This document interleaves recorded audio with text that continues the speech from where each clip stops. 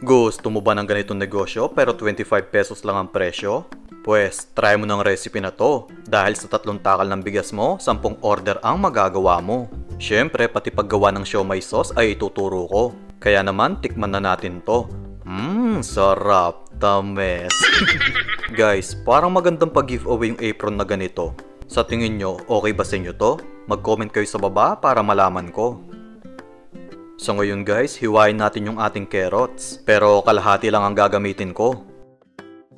Next, balatan naman natin to gamit ng peeler. Sabi nila yung carrots nakakalinaw ng mata. Pero sa tingin ko, ang mas nakakalinaw ng mata ay yung pera. Dahil kapag naglalaba ka, pera agad ang nakikita mo sa bulsa. 3 takal ng bigas ang ating isasaing. Naalala ko tuloy yung unang saing mo sa kaldero. 2 flavor ang ginawa mo. White rice yung ibabaw, pero yung ilalim ay inihaw. Ang puti ng sinaing, pero yung ilalim, uling. So, 3 takal din ng tubig ang ilalagay ko dito. Then, maglagay tayo ng 3 pirasong bawang pampalasa. 1 kutsarang toyo ang pampakulay niya. Actually guys, pwede din kayong maglagay ng konting mantika dito para hindi magdikit-dikit ang kanin nyo. Syempre, expected na to. Kaya hindi ako naglagay kasi nakalimutan ko. Pansin nyo ba, kapag hindi hotdog ang niluluto ko, nagiging ulyanin ako. So kapag medyo konti na lang ang tubig, ilagay na natin yung carrots para lumambot. Next, yung green peas naman. Spread lang natin para maluto agad sa ating kanin. Ilalagay ko na din yung ating steamer dahil sabay natin lulutuin itong ating siomai. Guys, pwede nyo din itong ipirito kung gusto nyo. After ng ilang minuto, luto na to. Then, yung ating kanin ay aking hahaluin para ma-distribute ng mabuti yung gulay natin. O diba? Itsura pa lang, ang sarap na. Gawin na natin yung sauce. Maglagay tayo ng 4 na kutsarang toyo sa ating bowl. 4 na pirasong kalamansi.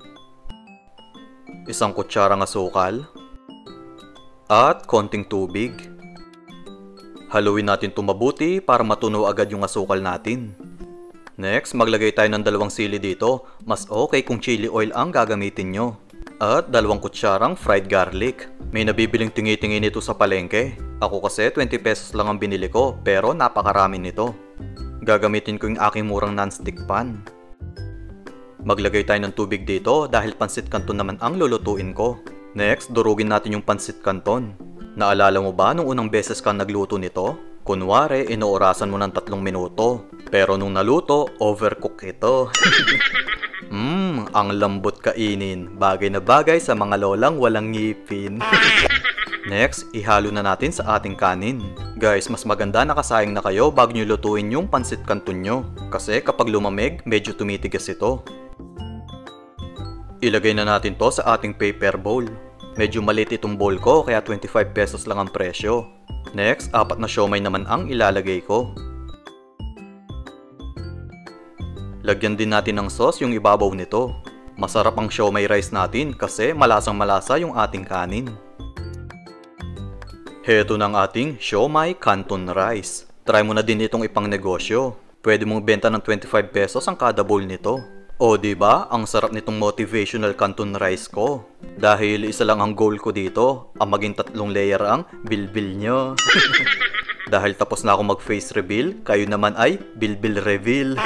Maraming salamat po sa inyong panonood. Ingat po kayo palagi and God bless. Bye-bye. Bye-bye.